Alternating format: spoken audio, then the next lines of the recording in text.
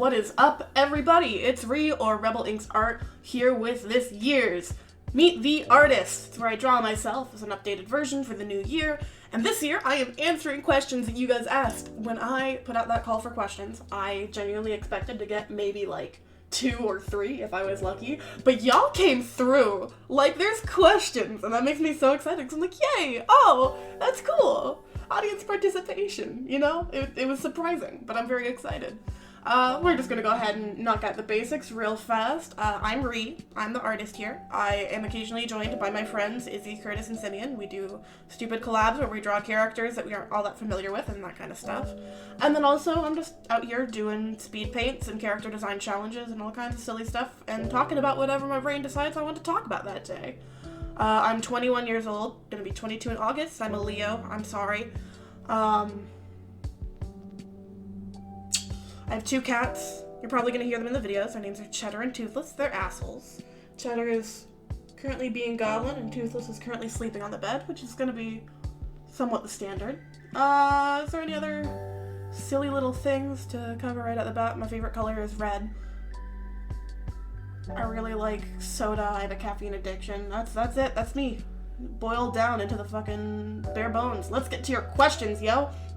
We're going to start with questions from Temps2, because Temps2 asked a handful of them, and I like them. They feel like very good, like, easy things to jump into right off the bat. What is my favorite TV show? You know, I probably should have, like, actually thought of answers for these before I started reading them. What is my favorite TV show? I enjoy a lot of TV shows. I enjoy a lot of cartoons. I really like... My friends are gonna give me flack for this, but I really enjoyed DuckTales, and I really enjoyed Darkwing Duck, like the old cartoons, and the new reboot as well.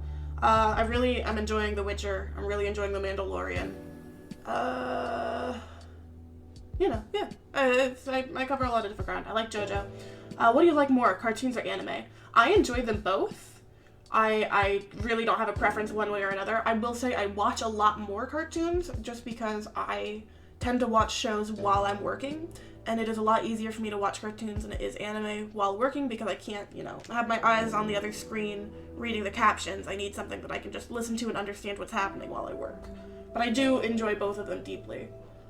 When did you start drawing? I started drawing when I was about 11 or 12. My best friend got into art, and I got into art with her, with it. And I just was too stubborn to ever give it up. And do you like the art community? That's a tougher question. Yes and no. I like bits and pieces, and there's bits and pieces I hate. I'm not fond of the communities where it's like, let's, shit on little kids, like I've mentioned before in past videos. But also it's, the art community is a very broad term. I love interacting with other artists. I love collaborating with other artists. And I feel like we all share very similar experiences, and it's really nice connecting with one another. And that's that. That's that on that one. Eva Pomerans. I'm probably pronouncing that last name wrong. I've never questioned it because I've never said it out loud all that often. But hi, Eva. Asks a couple questions. First off, what is the newest fandom you have entered, as in become oddly obsessed with? Mine's Voltron. That's a good question. Honestly, I don't get into fandoms like I used to anymore. And I don't know if it's just that I've had bad experiences with fandoms in the past, or if it's just that I'm old now, but it used to be like I would get into something and that would be like all I cared about, and I'd draw fan art and fan art and fan art, and I'd like consume just every piece of media I could get for it, and I don't really feel that way anymore. And it might just be because my last couple experiences ended with like them treating their fan creators poorly, or a lot of like terrible stuff coming out about them, and so I'm like, I don't really want to commit myself to something like that anymore because, in this day and age, chances are there's some garbage going on. And I very passively enjoy things now. There's a lot of things that I'm just smallly interested in. And I feel like in that sense, I'm able to consume a lot more media and enjoy a lot more things. But I'm not diehard for anything anymore. I don't know. 2, do you have any New Year's resolutions? Not really. I don't really like doing New Year's resolutions because if you put that title on it, it's destined to fail in my opinion. I have a couple things that mid to end of December and carrying on through January I've started trying to improve on. I'm trying to eat healthier. I finally cleaned and organized my living space, and I'm trying to keep it that way, which is very nice. And then there's, you know, things that I know, like, for this year I want to try doing more. Like, my goal is to do more conventions, and that just kind of isn't necessarily a New Year's resolution. It's just that this is the time period where that starts being a plausible thing I can work towards. So I have goals for this year, but not necessarily resolutions. And then third, what is your favorite animal? Mythical, real? I have a lot of favorite animals. I like animals a lot. I like painting them. I like looking at them. I like liking them. I like dogs and sharks, parrots, bears, ferrets and weasels are wonderful. Rats are perfect in every conceivable way. On the mythical side, I like dragons, of course. Who doesn't like dragons? I love owlbears and bugbears. I like centaurs. I like kelpies and selkies. You know, I have a lot of endearment towards creatures of every variety. Andromedia16 and Susan Kelly both asked a similar question, which is, which artists are you inspired by? There's a handful. Like, on the classical side, it's like, you know, everybody's gonna say Van Gogh, Michelangelo, that kind of stuff. I love Van Gogh's use of colors. I love Michelangelo's grasp of anatomy, and I feel like both of those come out, like, strongly in my traditional paintings. And then on the digital side, I'm tripping over my words today. On the digital side, one of my, like, earliest inspirations when I was really, like, finding myself as an artist was Boa Illustration. I still adore their work so much. I love Kinematica for the same reasons. They were somebody that inspired me when I was still getting a grasp on my art. Who else really inspires me? I love Bailey J. Partially her art style, but then mostly just her workflow and, like, how she's selling her art and, like, how she runs her shop. I love watching her vlogs and how she, like, organizes everything, and it's, like, very inspiring to me, who's trying to get my online shop and stuff together. I'm like, oh, that's how she does it. Oh, that's how she does this. Ooh, it's so cool. So she's definitely an inspiration in that regard. And then Susan Kelly asked, how did you develop your art style? I've touched about this in a couple of different videos. My art style basically was just what fandoms I was in, whatever artists were popular whose style I enjoyed, I would copy them for a while, and then I would start drawing on my own without, like, looking to them to copy, and then I would move on to another fandom or another favorite artist, and I would imitate them for a while, and then I would go back to drawing my own stuff, and then through that my own kind of art style formed of just a conglomeration of all the stuff that I loved. Ow! Shitter! Jesus Christ! God, Sorry. I don't know if I'm cutting that or not. I don't really want to edit this. He jumped up on the back of my chair and scratched my hip. You asshole. But my art's really just a modge podge of all the things I've loved in the past with my own, you know, personal flair thrown in. Yeah, it's just a lot of practice and doing what you love and slowly developing it from there. And then why/when did you decide to be a YouTuber? My first YouTube video was a really shitty speed paint of Yuri on Ice because I was about to do my first convention. I was going to do Indie Comic Con for the first time, and I knew a friend of mine really liked Yuri on Ice, and I was going to do a Yuri on Ice print. So I was like, you know, I just found out that I can speed things up in Windows Movie Maker. Let me go ahead and just make a speed paint of this really fast. It was really shitty thrown together. And then I did Comic-Con and it went great, and I was like, huh, people like my work. I should start doing more speed paints and stuff. So I found a better editing software. I started doing speed paints when I worked on prints, and I started doing character design challenges because I've been messing around with those on my Tumblr. And I discovered I really enjoyed sharing my work in this format, and it just kind of slowly grew from there. Oh god, how do I pronounce this username? A Calimbradic2. Do you have any stories in mind that you want to make? Yes, sort of. I have a couple that have been on the back burner for so long and are honestly, like, old and need so much revision that they're probably not worth touching anymore. But mainly I have a video game and I have a webcomic, both that I'm actually interested in creating if I can ever kick my lazy bones into doing it. The webcomic I feel like is a lot more plausible to come out, and it's one I have a much more concrete story for.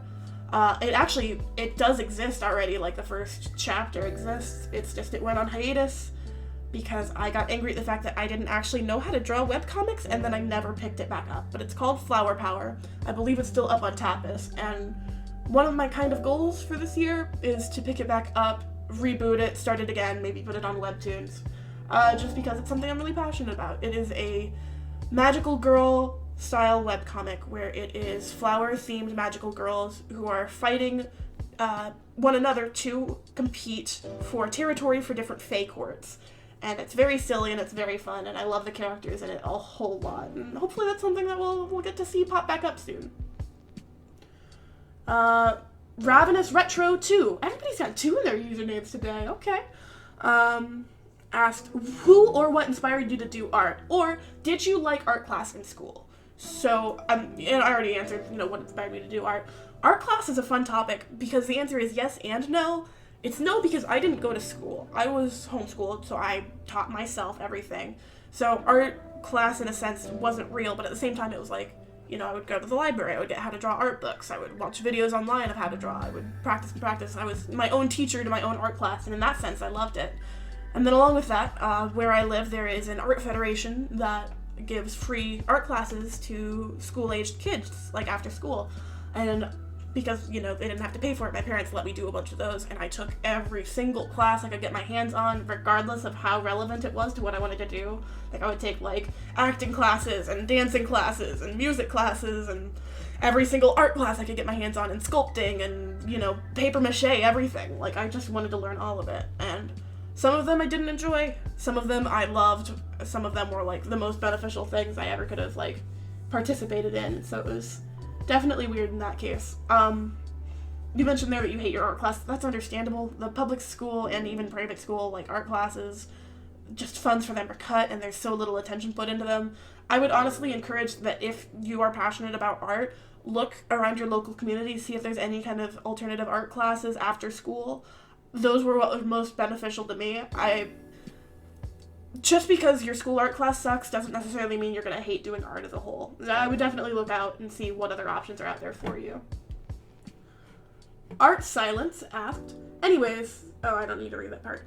I only just woke up a half an hour ago, y'all, bear with me.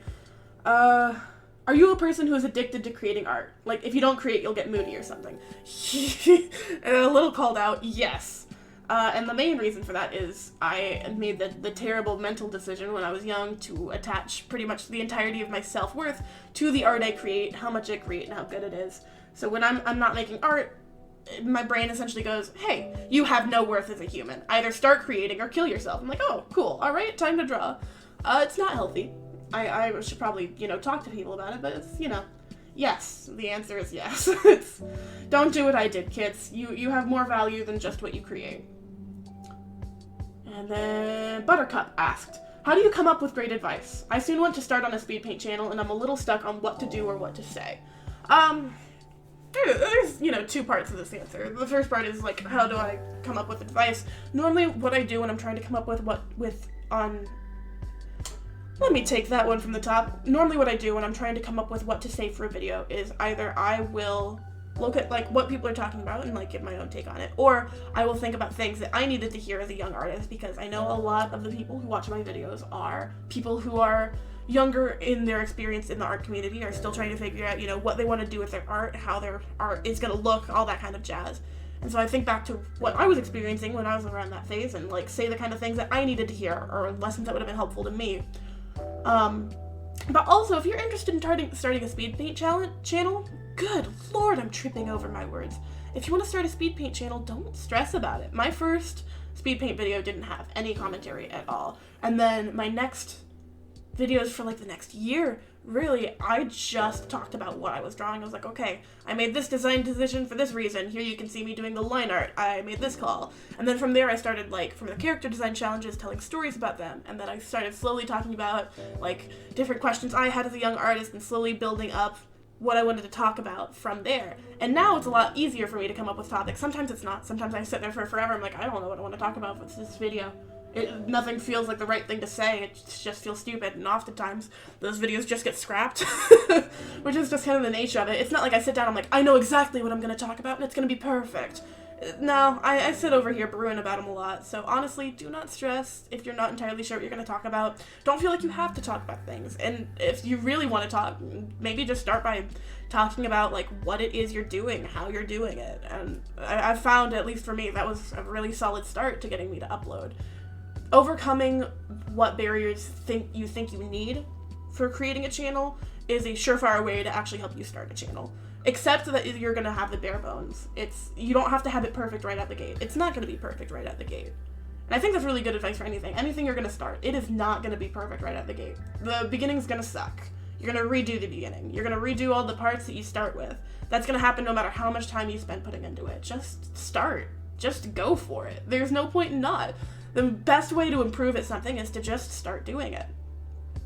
On that topic, speaking of bare bones, I have very bare bones put my Twitch setup back together, and I'm going to be streaming tonight at 6 my time. What is my time? I always forget what time zone I'm in. Hold on, where'd my mouse go? 6 p.m. Who am I? Who am I? Who am I? It doesn't tell me right there. Cheddar, do you want to say hi to the microphone while I pull up things? What's up, bud? I'm going to be streaming on Twitch tonight. Rebel Inks Art at twitch.tv. Y'all know the jam. I'm going to be working on some print stuff and accepting commissions if anybody's interested in that. If you want to swing by and talk to me live, you know, that would be awesome. I'd love to have you guys there. And if not, it's all good. It's all good. But I'm hopefully going to be adding, you know, streaming every Monday to my schedule now. Streaming is something I've wanted to get back into for a while, so if you're interested in joining me there, I would love to have you there. And with that, thank you guys so much for all your questions and for joining me on this wonderful adventure into this new year. I look forward to seeing you as the year progresses. Love y'all so much. Have a great day. Eat some great food. Make some great art. Cheddar, any parting words? Don't climb on the computer, but...